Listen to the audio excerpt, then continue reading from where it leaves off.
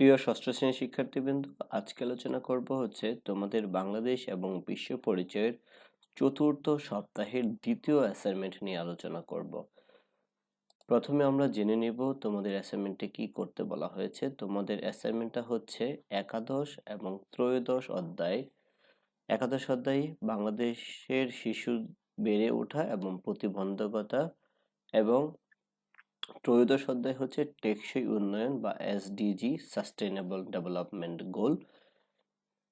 এই দুইটা অধ্যায়ের উপর তোমাদের কাজ দেওয়া হয়েছে, একটি প্রতিবেদন লিখতে বলা হয়েছে। প্রতিবেদনটা হবে তোমার পরিবারের সদস্যদের কোনো কাজ টেকসই উন্নয়নের অন্তরায় তা চিহ্নিত করে একটি প্রতিবেদন উপস্থাপন করবে।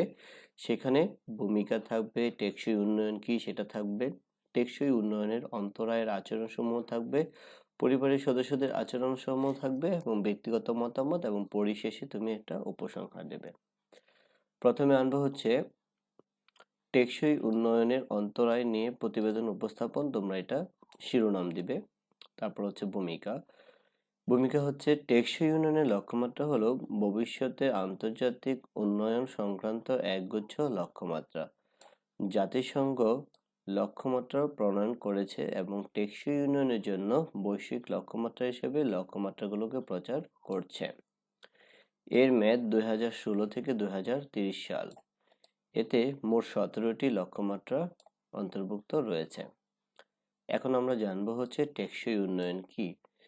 সাস্টেনেবল ডেভেলপমেন্ট গোল বা এসডিজি বা টেকসই উন্নয়ন বলতে ওই ধরনের উন্নয়নমূলক কর্মকাণ্ডকে বোঝায় যার মাধ্যমে অর্থনৈতিক অগ্রযাত্রা নিশ্চিত হয়, আবার প্রকৃতি এবং ইকোসিস্টেমেও কোনো বাজে প্রভাব পড়ে না।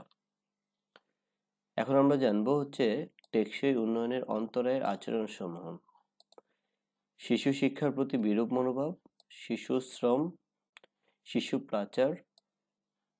পাচার, অন্তর্ভুক্তিমূলক ও সমতা ভিত্তিক গুণগত শিক্ষারহীনতা, লিঙ্গ বৈষম্য, বেকারত্ব, মরুকরণ, ভূমি ক্ষয় ইত্যাদি। এখন আমরা দেখব পরিবারের সদস্যদের আচরণে কি ধরনের প্রভাব দেখা যায়। দারিদ্রতা, পরিবারের অসচ্ছলতার কারণে মা বাবা ও শিশুদের স্কুল এর পরিবর্তে কাজে পাঠাতে বাধ্য হয়। বাবা মা অসুস্থ হলে কিংবা তাদের সাথে বিবাহ বিচ্ছেদ করলে অনেক সময় শিশুরা অর্থ উপার্জনে বাধ্য হয়।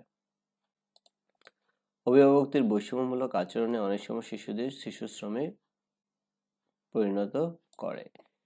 শিশুদের প্রতি নির্যাতন, অত্যাচার এই ক্ষেত্রে নেতিবাচক ভূমিকা পালন করে।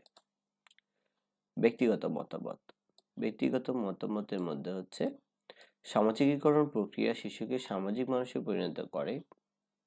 সুস্থ সুন্দরভাবে বিকশিত হতেও যোগ্য নাগরিক হিসেবে গড়ে উঠতে সহায়তা করে। শিশুদের সামাজিক দায়িত্বশীল সদস্যে পরিণত হতে এবং শান্তি শৃঙ্খলা বজায় রাখতে সহায়তা করে।